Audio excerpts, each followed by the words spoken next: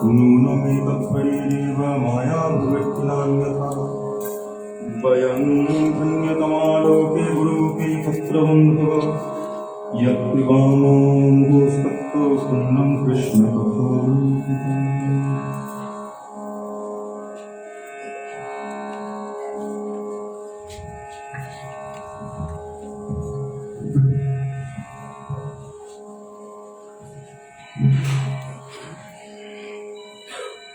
পরম কৃপালু নিখিল রসিক ভগবান পরমহংস চূড়ামণি পরম করুণ শ্রী ঋষিদেব গোস্বামী ব্রহ্ম শাপাবিভূত মহারাজ ধীরাজ চক্রবর্তী পরীক্ষিত মহাশয় সমিতি সেই হস্তিনাপুর গঙ্গা তীরে যদৃচ্ছাক্রম সমাগত হয়ে মহারাজ পরীক্ষিতের ঐকান্তিক প্রশ্নের উত্তর প্রদান করবার জন্য পরিবেশন করলেন নিখিল শাস্ত্র মথিত নবনীত বেদব্যাসের মহাতপস্যা ফলস্বরূপ অভিন্ন শ্রীকৃষ্ণ বিগ্রহ শ্রীমদ ভাগবত।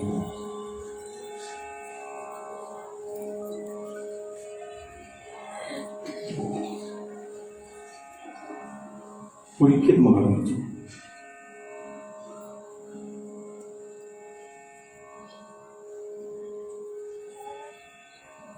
তিনি ব্রহ্ম শাপাবিভূত, হাতে সময় বেশি নেই। তিনি জানেন তার হাতে মাত্র 7টি দিন। এই 7টি দিনে অপূর্ব ভাবে অপূর্ব ভঙ্গিমায় শ্রী শুকদেব গোস্বামীপাদ তাকে শ্রীমদ ভাগবত লীলামৃত আস্বাদন করাবেন।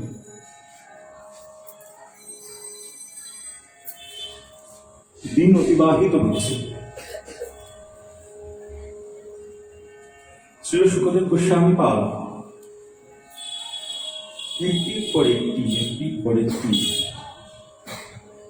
অপূর্ব ভাবে স্বয়ং ভগবানের লীলা বর্ণনা করে চলেছেন। আর যত তিনি বর্ণনা করছেন মহারাজ পরীক্ষিতের উৎকণ্ঠা উৎসাহ যেন আরো বৃদ্ধি পাচ্ছে।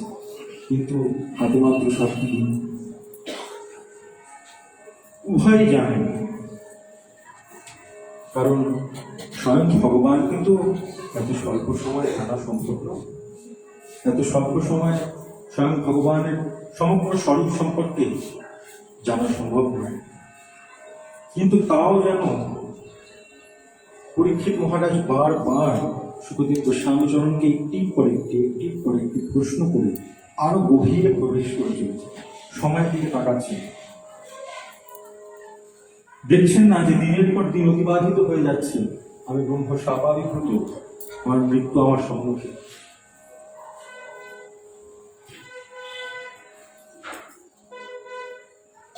তার মনে আর মৃত্যুর কোনো ভয় নাই। তিনি এখন ভাগবত অমৃত পান করছেন, যে অমৃত পানের পর মৃত্যুর আর ভয় নাই।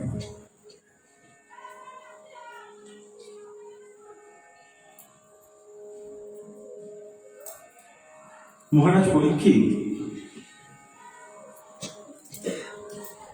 অসংখ্য লীলা শ্রবণ করার পর ভগবানের মাধুর্য কি প্রকাশ, ভগবান ওই ব্রজে সুধাম বৃন্দাবনে কি কি লীলা করেছেন এবং সেই লীলার ভাব লীলার আস্বাদন তিনি তার গুরুদেব শ্রী শুকদেব গোস্বামী পাদের কাছে যেন বারবার করতে চাইছেন।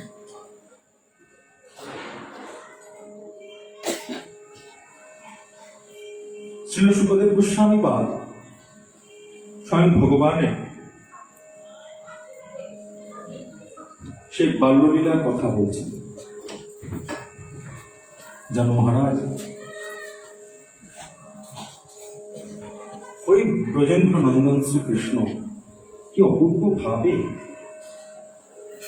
তার মাধুর্যকে বজায় রেখে অঘাসুরকে বধ করে।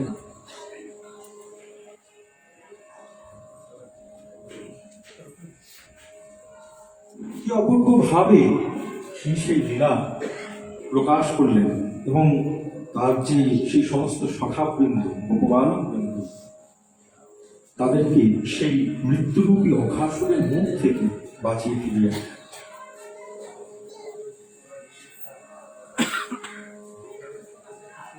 জানো তো মহারাজ,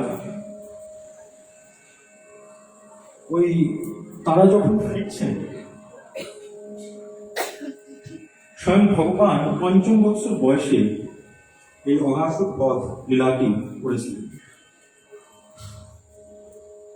১ বৎসর পর শ্রীধাম বৃন্দাবনে প্রবেশ করে সেই স্বয়ং ভগবান যাদেরকে ওই অঘাসুরের হাত থেকে রক্ষা করেছিলেন, সেই সমস্ত সখা বৃন্দ, সেই সমস্ত ভগবানক বৃন্দ, তারা শ্রীধাম বৃন্দাবনে প্রবেশ করলেন এবং ওই সমগ্র ব্রজে তারা এই কথা বলতে শুরু করলেন, জানো আমাদের সখা কৃষ্ণ কি করেছে? ওই বিরাট প্রকাণ্ড এক সে চেহারা অঘাসুর, সেই তার নাম, তার হাত থেকে কৃষ্ণ আমাদের রক্ষা করেছে। ৫ম বৎসর বয়সে ভগবান সেই লীলাটি করেছে। ভগবানক বৃন্দ ঠিক ১ বৎসর পর ব্রজে গিয়ে সেই কথা বলছেন, জানো গতকাল অঘাসুরকে এই প্রকার কৃষ্ণ বধ করেছে, আমাদেরকে রক্ষা করেছেন ওই অঘাসুরের হাত থেকে।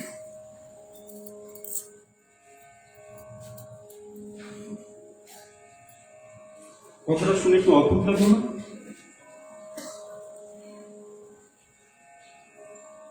একটু কথাটা মনে হলো না যে একটু অদ্ভুত লাগছে? স্বয়ং ভগবান ৫ম বৎসর বয়সে যে অঘাসুর বধ লীলা করলেন, ভগবানক বৃন্দ ১ বৎসর পর ব্রজে গিয়ে সকলকে বলছেন, গতকাল কৃষ্ণ অঘাসুরকে বধ করেছে। বিষয়টা কিরকম? পরীক্ষিত মহারাজ খালি বিস্মিত হলেন। গুরুদেব,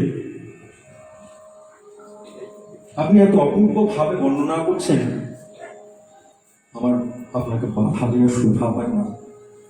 তো মনে একটি প্রশ্ন জেগেছে, মনে একটি বিস্ময় জেগেছে, কৃপা করে যদি একটু। হ্যাঁ, নিশ্চয়ই, বলো। আপনি বললেন ৫ম বৎসর বয়সে স্বয়ং ভগবান শ্রীকৃষ্ণ তিনি তার ওই সখাবৃন্দদের অঘাসুরের হাত থেকে রক্ষা করে ব্রজে ফিরে আসেন। তাহলে এটা কি প্রকারে সম্ভব যে তারা ১ বৎসর পর ব্রজে গিয়ে বলছেন যে গতকাল আমাদের সখা কৃষ্ণ এরকম অঘাসুরকে বধ করেছে? এটা কি প্রকারে সম্ভব?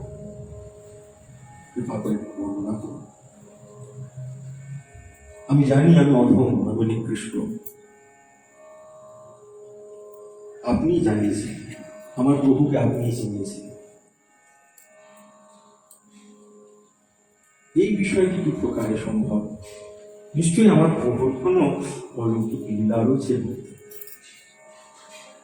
আমি জানতে বড্ড আগ্রহী হয়ে গেছি, আমার মনে উৎকণ্ঠা জেগেছে।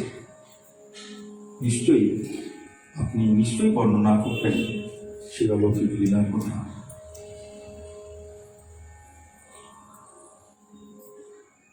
শিরস্বতী প্রশ্ন মৃদু মৃদু হেসে পরীক্ষিত থেকে মহারাজ, হে মহাভাগে, পাঠ্যে কি দীন শ্রী ভগবত দর্শনাথ।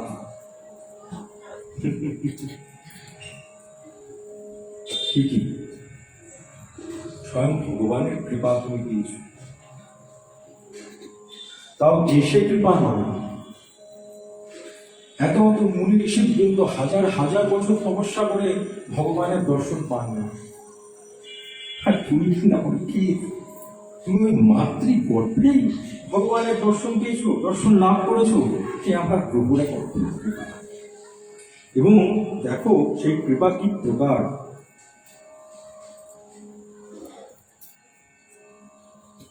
তুমি ওই দুটি কর্ণে নয়, তুমি যেন সহস্র কর্ণে তোমার প্রভুর নিরারূপ আস্বাদন করছো।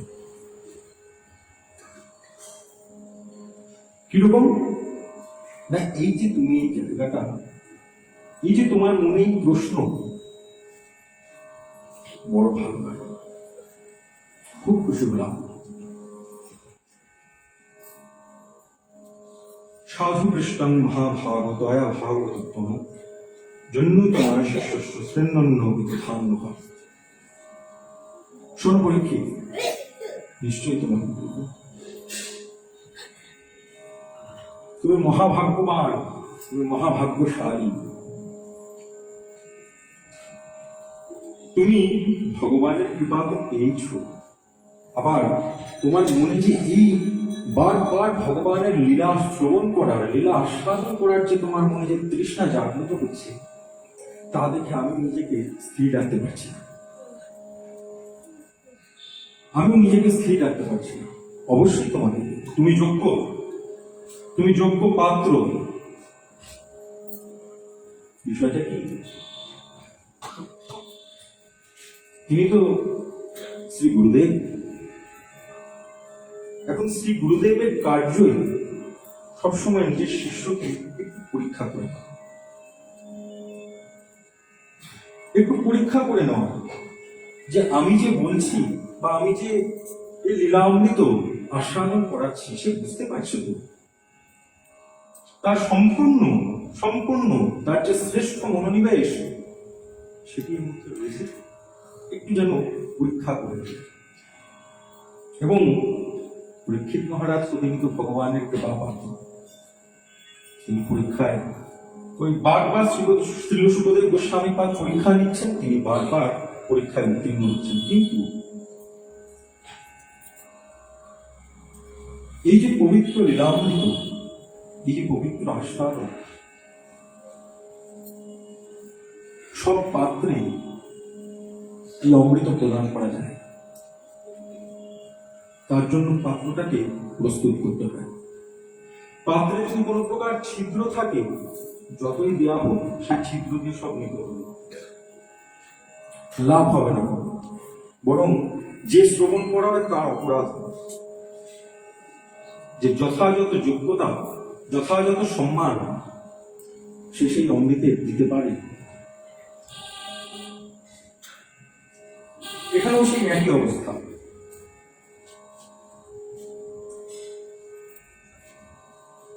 শ্রী সুখদেব গোস্বামী পাদ মহারাজ পরীক্ষিত বলতে আরম্ভ করলেন, জানো মহারাজ, ত্রয়োদশী হরৎ ব্রহ্মা বৎসান বালাংশ, কি হলো জানো? স্বয়ং ভগবান শ্রীকৃষ্ণ সেই অঘাসুর বধ করে তিনি ব্রজের দিকে যাত্রা করলেন। অনেকটা পর যমুনার তীরে এসে স্বয়ং ভগবান যেন অনুভব করলেন যে বেলা তো বয়ে যাচ্ছে। স্বয়ং ভগবানের সমস্ত ওই গোপবালক এবং সখাদের উদ্দেশ্যে বললেন, অত্র ভক্ত ব্যামস্মার্গী বিবারুরং ক্ষুদার্থিতা বৎসা সমীপে পক্ষিত্বা চরন্তু সনকৈ স্ত্রীণম। স্বয়ং ভগবান বললেন, শোন ভাই সব,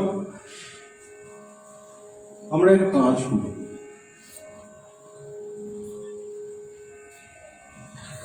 বেলা তো বয়ে যাচ্ছে, আমাদের একটি ওই স্থানের প্রয়োজন ছিল যেখানে আমরা ভোজনাদি সম্পন্ন করব। তো আমার মনে হয় এই যমুনা পুলিন, এই যমুনা ছবি শ্রেষ্ঠ। দেখ দেখ কি সুন্দর পরিবেশ, সামনে বিরাট জনভূমি। আমাদের যে গোবৎস বৃন্দরা আছেন, আমরা এক কাজ করব, ওই গোবৎসদেরকে আমরা ওই তৃণভূমিতে ছেড়ে দেবো, তারা তৃণভক্ষণ করবে, আর আমরা এদিকে আমাদের ভোজন সম্পন্ন করব। মজা আছে। স্বয়ং ভগবানের আজকে বনভোজনের অভিলাষ জেগেছিল।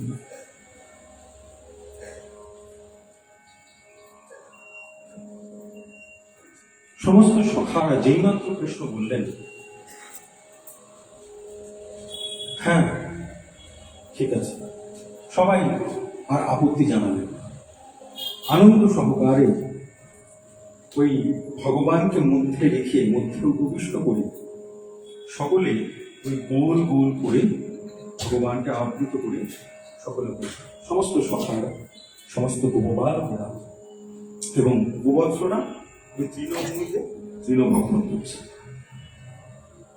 এখন সখারা তো মহানন্দিত, আজ আমাদের বনভোজন হবে, আমাদের সাথে আমাদের কৃষ্ণ আছে, আমাদের পরম প্রিয় সখা আছে, আর আমাদের কি চাই? পাত্রের প্রয়োজন নেই, আমরা পাত্র পাইনি। যে যেটা পেলেন, কেউ ওই পাতা, কেউ ওই গাছের ছাল, কেউ প্রস্তরখণ্ড, যে যেরকম পেলেন তাদের ওই ভোজনের জায়গা প্রস্তুত করে এখন ভোজন শুরু হবে। এদিকে যখন ভগবান ওই অঘাসু বধ লীলা যখন তিনি ওই লীলা যখন করছেন, সুখা বৃন্দাবনের আকাশে সমস্ত দেবতাদের ঘাট বসে গেছে এবং তাদের মধ্যে কে উপস্থিত ছিলেন? প্রজাপতি ব্রহ্মা।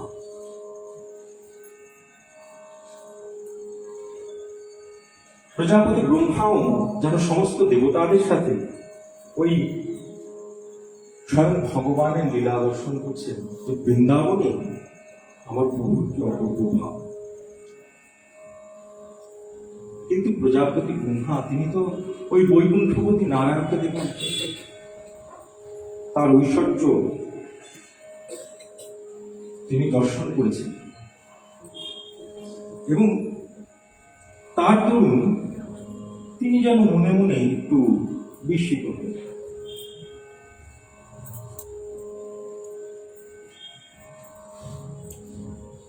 স্বয়ং ভগবান এমন ভাবে সেই গোপ বালকদের সঙ্গে, তার সখাবৃন্দদের সঙ্গে এমন ভাবে মিশে গিয়েছেন, প্রজাপতি ব্রহ্মা মনে মনে চিন্তা করলেন, আমার প্রভু কি প্রকার, এই সাধারণ সাধারণ বালক, হ্যাঁ আমার প্রভু, সেটা আমি দেখেছি ওই বৈকুণ্ঠে, আর প্রভুর কি ঐশ্বর্য, কি অপূর্ব ভাব, আর সেই প্রভু কিনা তিনি তো দয়াল। ঠিক আছে, তিনি দর্শন করছেন সমস্ত দেবতাদের সাথে। এদিকে বনভোজনের প্রস্তুতি মোটামুটি সম্পূর্ণ, প্রায় তৈরি সমস্ত কিছু, এবার ভোজন শুরু হবে। ব্রহ্মা যেই আকাশ থেকে দর্শন করলেন, আরে আমার প্রভু তো এবার ভোজন করবেন, কিন্তু ভোজনের স্থান করি বৈকুণ্ঠে দেখেছি ওই ওই লক্ষ্মী দেবী ওই নারায়ণকে একাগ্রে ভোজন করেন, দ্বার অবরুদ্ধ করে, আমরা তো কেউ দর্শন করতে পারি না। এখানে আমার প্রভু এরকম খোলা জায়গা, এরকম তৃণভূমি, পাশ দিয়ে নদী বয়ে যাচ্ছে, আচ্ছা দর্শন করি। এইবার যখন বনভোজন শুরু হল,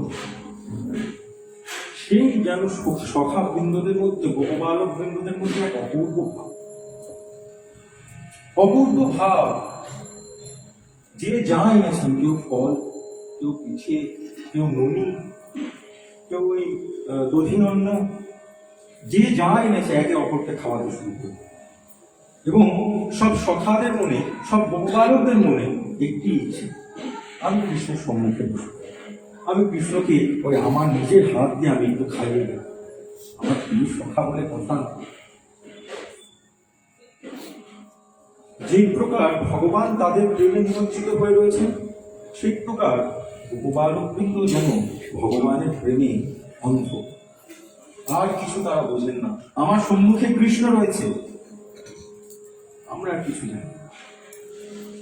আমরা নিজেও ভোজন করবো, নিজ হাতে তাদেরকেও ভোজন করাবো, নিজ হাতে তাকেও ভোজন করাবো, আমরা একসাথে মহানন্দে ভোজন, এই বলে সকলে ভোজন শুরু করবে। এদিকে প্রজাপতি ব্রহ্মা আরো আশ্চর্য হচ্ছে।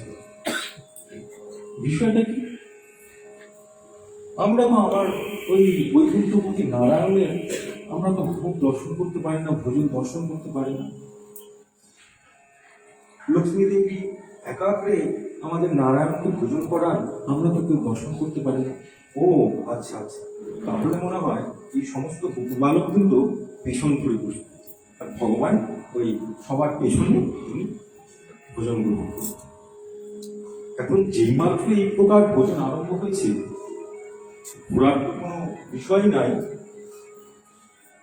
বরং ওই তাদের উচ্ছিষ্ট যখন কৃষ্ণের মুখে ওই গোপবালক বৃন্দেরা তুলে দিচ্ছেন, কৃষ্ণ খাও, কৃষ্ণ খাও, আবার কৃষ্ণ ওই একটু একটু আস্বাদন করছেন, আবার সেই তাদের উচ্ছিষ্ট ওই ভগবানের উচ্ছিষ্ট আবার তারাও তিনিও গোপবালকদের মুখে তুলে দিচ্ছেন।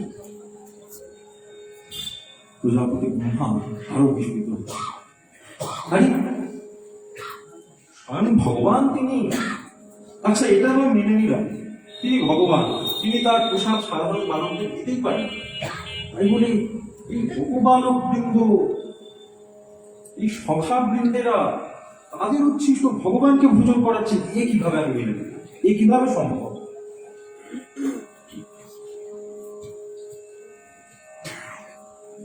প্রজাপতি ব্রহ্মা দর্শন করছেন, বিস্মিত হচ্ছেন, আমার প্রভু এত ঐশ্বর্য, আমার প্রভুর সেই অপূর্ব স্বরূপ, আমার প্রভুর কত সম্মান, সমস্ত দেবতার আমার প্রভুর চরণে করজোড়ে বসে থাকেন, যে প্রভুর যদি কিঞ্চিত প্রসাদ লাভ হয়, আমাদের তো সাহসই হবে না যে আমাদের উচ্ছিষ্ট, এই কথা আমরা মনে মনেও চিন্তা করতে পারি না যে আমাদের উচ্ছিষ্ট আমরা প্রভুর মুখে তুলে দেব। আর এই সাধারণ গোপবালকেরা তারা তাদের উচ্ছিষ্ট আমার প্রভুর মুখে তুলে দিচ্ছেন, এই কিভাবে সম্ভব? মেনে নেওয়া যায় না। প্রজাপতি ব্রহ্মা মনে মনে স্থির করলেন একটু পরীক্ষা করা দরকার, কোথাও আমার মনে হয় কোথাও ভুল হচ্ছে, একটু পরীক্ষা করে নেওয়া দরকার। এদিকে ওই কৃষ্ণ তো তার সখাদের নিয়ে, গোপবালকদের নিয়ে ভোজনে আনন্দে মেতে রয়েছে, একটির পর একটি আস্বাদন করে যাচ্ছে, তার থেকে একটু নিচ্ছে, আবার তাকে খাইয়ে দিচ্ছে, সে আবার এসে তার মুখে একটু দিয়ে যাচ্ছে। এরকম হতে হতে হঠাৎই ওই গোপবালকেরা দৃষ্টিপাত করলেন সেই গোবৎসের দিকে, যে আমাদের গোবৎসেরা ঠিক আছে তো, একটু দেখি তো। বিরাট তৃণমূল, কোথাও গোবৎসদের দেখতে পাচ্ছি। গোপবালকেরা চিন্তায় করে গেল, সাথে সাথে সকলে মিলে কৃষ্ণকে বললেন, কৃষ্ণ দেখো না, আমাদের গোবৎসদেরকে তো দেখতে পাচ্ছি না, তারা কই গেল? গোবৎসেরা কই গেল? তারা তো আমাদেরকে ছেড়েও তারা কখনো দূরে যায় না।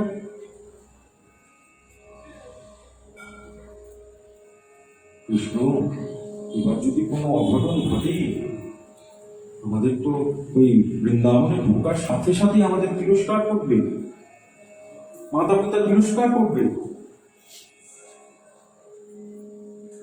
এখন আমরা কি করব? স্বয়ং ভগবান তিনি সকলকে সান্ত্বনা প্রদান করলেন। শান্ত হও, চিন্তার কোনো কারণ নেই, আমি আছি,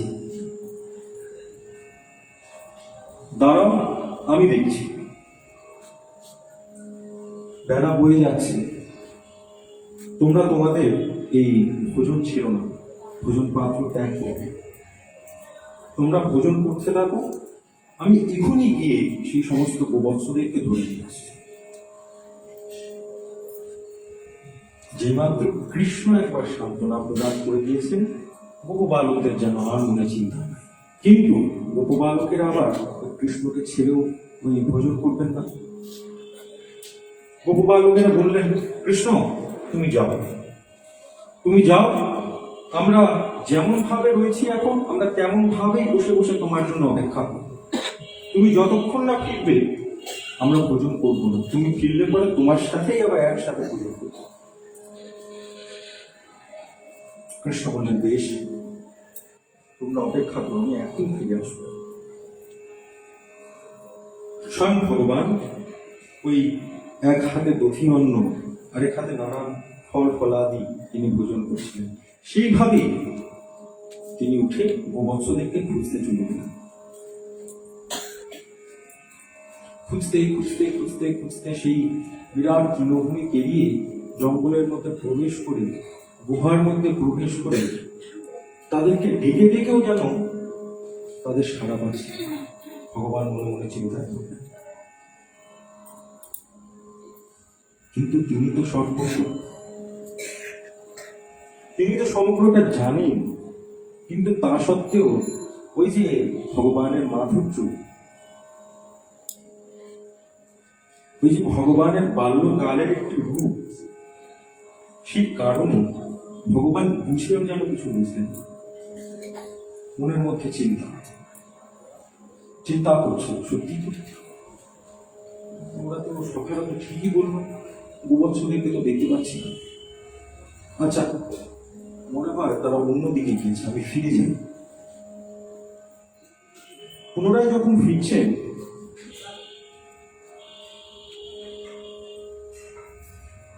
সেই ভোজনের স্থানে এসে স্বয়ং ভগবান উপস্থিত হলেন।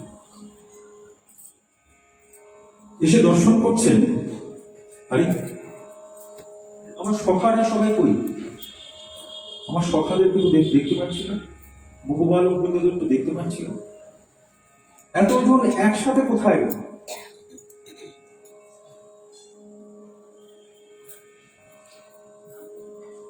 স্বয়ং ভগবান তিনি সর্বজ্ঞ, তিনি বুঝতে পারলেন যে এখানে মায়া দ্বারা কোনো কিছু বলা হয়েছে, এবং যেহেতু তিনি সর্বজ্ঞ, তিনি বুঝে গেলেন যে প্রজাপতি ব্রহ্মার কাজ। প্রজাপতি ব্রহ্মা তিনি ওই কিছু একটা করেছেন, যার কারণে গোবৎসদেরকেও খুঁজে পাওয়া যাচ্ছে না, আবার গোপু বালকদেরকেও খুঁজে পাওয়া যাচ্ছে না।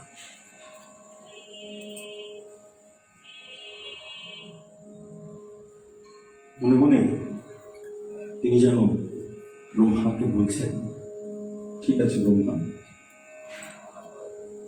তুমি পরীক্ষা নিচ্ছ, ঠিক আছে, আমি দেব পরীক্ষা। স্বয়ং ভগবান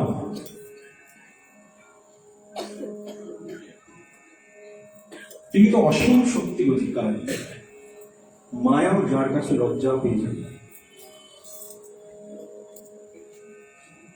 স্বয়ং ভগবান কি করলেন, সেই সমস্ত গোপবালকদের, সেই সমস্ত সখাবৃন্দদের রূপ তিনি নিজে স্বয়ং ধারণ করলেন। গোবৎসদেরকেও ছাড়লেন না, তিনি গোবৎসের রূপও ধারণ করলেন। ঠিক যেমন যেমন অলঙ্কারাদি তার ওই সখাবৃন্দেরা পরিধান করেছিল, যে যে বস্ত্র তারা পরিধান করেছিল, ঠিক সে প্রকারে নিজের স্বরূপ প্রকাশ করলেন সেই সখাবৃন্দদের রূপে। দিয়ে পুনরায় ব্রজের দিকে যাত্রা করলেন।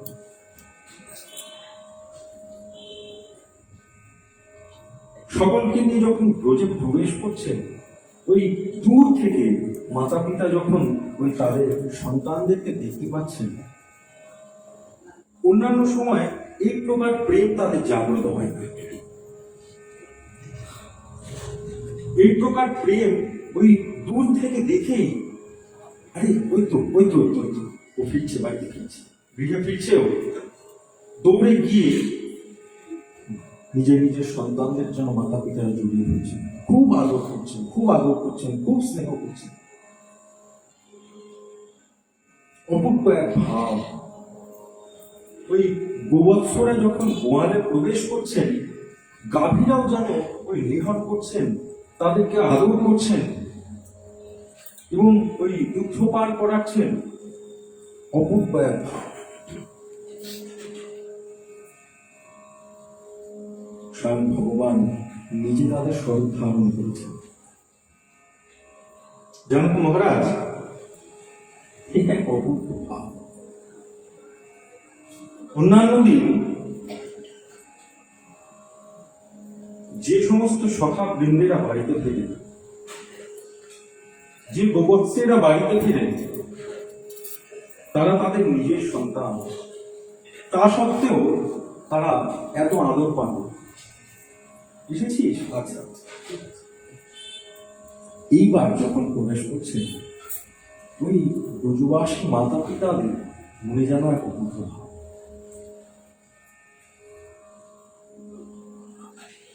স্বয়ং ভগবান নিজে স্বরূপ ধারণ করেছেন বলে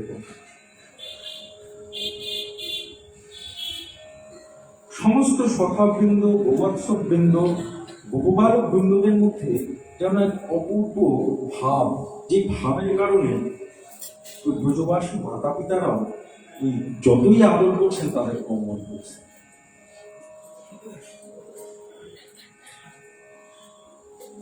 এইভাবে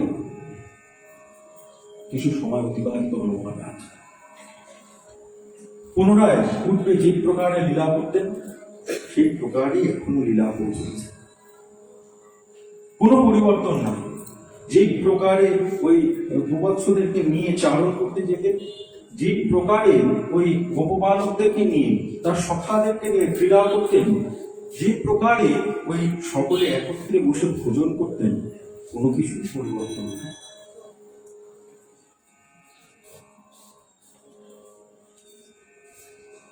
তাবদিত্তাত্মভূরাত্মানেন কৃত্যনিহসা পূর্বদাপ্তং ক্রীড়ন্তং তদৃশ্যে সকলং গৃহীণ।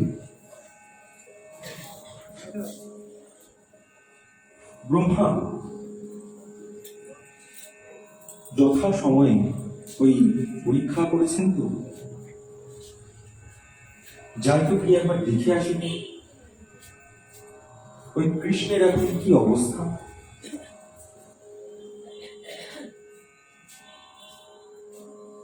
যেমাত্র বৃন্দাবনের আকাশে পুনরায় ব্রহ্মা উপস্থিত হয়েছে, ব্রহ্মা দর্শন করছেন, আরে যে প্রকারে আমি পূর্বে দেখে গিয়েছিলাম ওই কৃষ্ণের সাথে সমস্ত সেই সাধারণ বালকেরা ক্রীড়া করছেন, এখনো তো দেখি সেই প্রকারেই তারা ক্রীড়া করছেন, তাদের মধ্যে তো কোনো পরিবর্তন নেই। আর পরিবর্তন তো দূরের কথা, আমি তো তাদের সকলকে মায়ের সাহিত্য করেছি, আমি তো তাদের সকলকে অপহরণ করে একটি প্রত্যন্ত স্থানে তাদেরকে প্রেরণ করেছি। তাহলে এরা কারণ? তিনি একটু চমকে গেলেন। ওই যে তার প্রত্যন্ত স্থান, তিনি যেখানে ওই সকল গোপবালকদেরকে মায়াবিদ্যায় নির্দিষ্ট করেছেন, তিনি সেখানে একবার দৃষ্টিপাত করলেন, আবার বৃন্দাবনে দৃষ্টিপাত করলেন। দেখছেন কোনো পরিবর্তন নাই, তারা সকলেই মায়া নিদ্রায় শায়িত হয়ে রয়েছেন, যে প্রকারে ছিল সেই প্রকারেই রয়েছে। তাহলে এখানে ভগবানের সাথে কে ক্রীড়া করছেন, কৃষ্ণের সাথে কে ক্রীড়া করছেন? অবাক হইলেন।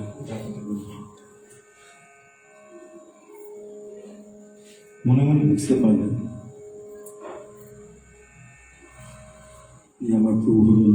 না। আমি আমার প্রভুকে বুঝতে ভুল করেছি। এ আমার প্রভুর মাধুর্যের প্রকাশ, এ আমার প্রভুর অপূর্ব কৃপার প্রকাশ। যে মুনি ঋষি বৃন্দেরা এত কঠোর সাধনা করেও হাজার হাজার বছর তপস্যা করেও ভগবানকে লাভ করতে পারেন না, আর ভগবান তাদেরকে এইভাবে কৃপা করছেন, ব্রজবাসীদেরকে এইভাবে কৃপা করছেন, এই সাধারণ গোপ বালকদের সাথে ভগবান এইভাবে মিশে গিয়েছেন। প্রভু তুমি এই কথা চিন্তা করতে করতে পুনরায় যখন ওই বৃন্দাবনের ভূমিতে দৃষ্টিপাত করলেন, এক অদ্ভুত জ্যোতি, উজ্জ্বল জ্যোতি যেন ব্রহ্মার ওই দৃষ্টিতে প্রকাশ পেল। তিনি যেন আর কিছু দেখতে পাচ্ছেন না, শুধু ওই যে সমস্ত সখা বৃন্দ, ওই যে সমস্ত গোবৎস বৃন্দ, ওই যে সমস্ত গোপবালক বৃন্দ, সকলের মধ্যেই তিনি দেখতে পাচ্ছেন বৈকুণ্ঠপতি নারায়ণকে। তাদের গলার অলঙ্কার নারায়ণ, তাদের পরিহিত বস্ত্র নারায়ণ, তাদের ওই ক্ষুদ্র ক্ষুদ্র বস্তু নারায়ণ। নারায়ণ নারায়ণ নারায়ণ নারায়ণময় হয়ে গিয়েছে সমগ্র ব্রজধাম, সমগ্র শ্রীধাম বৃন্দাবন। ব্রহ্মা চমকে গেলেন, আর নিজেকে ধরে রাখতে পারলেন না। নারায়ণ দর্শন করতে করতে করতে করতে ওই তীব্র জ্যোতিতে ব্রহ্মার যেন দৃষ্টিশক্তি নষ্ট হল, আর কিছু দেখতে পাচ্ছেন না ব্রহ্মা। তিনি যে ওই নারায়ণময় ভূমি দর্শন করছিলেন, নারায়ণময় ব্রজধাম দর্শন করছিলেন, তাও আর তার দৃষ্টিগোচরে আসছে। মনে মনে তিনি তার প্রভুর চরণে প্রার্থনা জানালেন, হে প্রভু, আমার ভুল হয়েছে, আমার ভুল হয়েছে প্রভু, আমি অপরাধ করেছি, আমি দুঃসাহস দেখিয়েছি তোমার পরীক্ষা নেওয়ার প্রভু, আমি জানি এর কোনো ক্ষমা হয় না, কিন্তু প্রভু তোমার কৃপা থেকে বঞ্চিত করো না, তোমার কৃপা থেকে আমায় বঞ্চিত করো না প্রভু, আমার প্রার্থনা তুমি স্বীকার করো।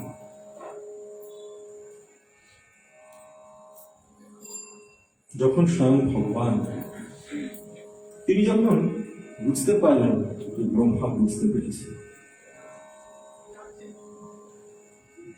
এই মাধুর্য মণ্ডিত ভূমি ব্রজধামের যে মাহাত্ম্য, আমার ব্রজধামের প্রতি যে প্রেম, ব্রজবাসীদের আমার প্রতি যে শুদ্ধ প্রেম, যে প্রেম দিয়ে ব্রজবাসীরা আমার সেবা করেছেন, যে প্রেম দিয়ে ব্রজবাসীরা আমার সাথে মিশেছেন, যে প্রেম দিয়ে আমাকে নিজের উচ্ছিষ্ট পর্যন্ত ভোজন করিয়েছেন, আমি তা গ্রহণ করেছি, এবং শুধু গ্রহণ করিনি, আনন্দে গ্রহণ করেছি। আমি আনন্দে গ্রহণ করেছি। সেই উচ্ছিষ্টই আমার কাছে অতি উত্তম মনে হয়েছে। এর চাইতে বেশি স্বাদ আমি আর কোনো কিছুতে পাই। ওই যে ব্রজজাতীয় প্রেম, এই প্রেম কেবলমাত্র ব্রজবাসীদের ক্ষেত্রেই পাওয়া যায়, ব্রহ্মা বুঝতে পেরেছে। এই ব্রজজাতীয় প্রেমের আর কোনো বিকল্প নয়। আমার প্রভুকে যদি পেতে হয়, ওই ব্রজজাতীয় প্রেম দ্বারাই আমার প্রভুকে পাওয়া যাবে।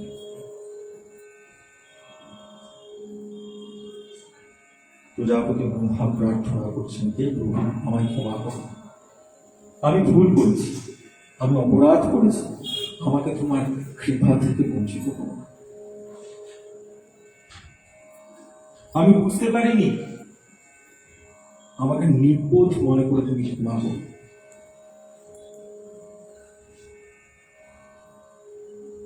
স্বয়ং ভগবান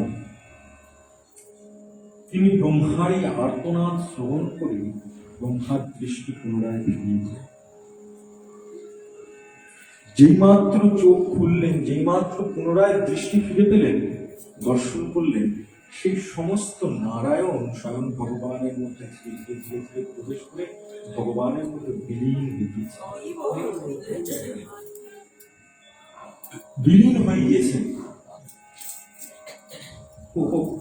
ওই বৈকুণ্ঠপতি নারায়ণ, তিনি তো আমার প্রভু। আমরা কিভাবে বুঝতে ভুল হল?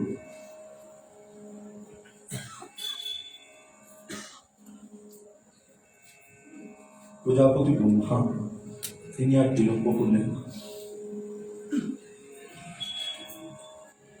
সমস্ত গোপবালক বৃন্দদের, সখা বৃন্দদের, গোবৎস বৃন্দদের মায়া নিদ্রা ভঙ্গ করে তিনি পুনরায় ব্রজের মধ্যে প্রেরণ করলেন।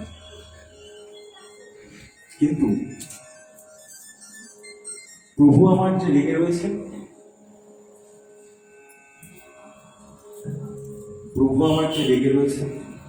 প্রভু যে আমার উপর ক্ষুব্ধ,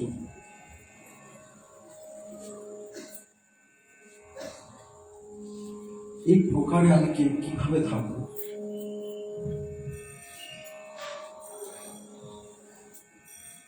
ক্ষমা প্রার্থনা করতে হবে। আমার প্রভুর চরণে আমার আরতি জানাতে হবে। আমি যে ওই নির্বোধের মতো কাজ করে ফেলেছি, আমার প্রভুকে জানাতেই হবে। এদিকে স্বয়ং ভগবান শ্রীকৃষ্ণ মনে মনে বুঝতে পারছেন ব্রহ্মার ধীরে ধীরে আমার মাধুর্যের অল্প অল্প অল্প করে আস্বাদ অপেক্ষা করছেন সঠিক সময়ে, যখন ব্রহ্মা এই সমস্ত কিছুর কারণ আরো গভীরভাবে জানতে পারবেন, বুঝতে পারবেন। তিনি একটি প্রস্তরখণ্ডের উপর একটি চরণের উপর আরেকটি চরণ দিয়ে তিনি পুনরায় ভোজন করতে আরম্ভ করলেন।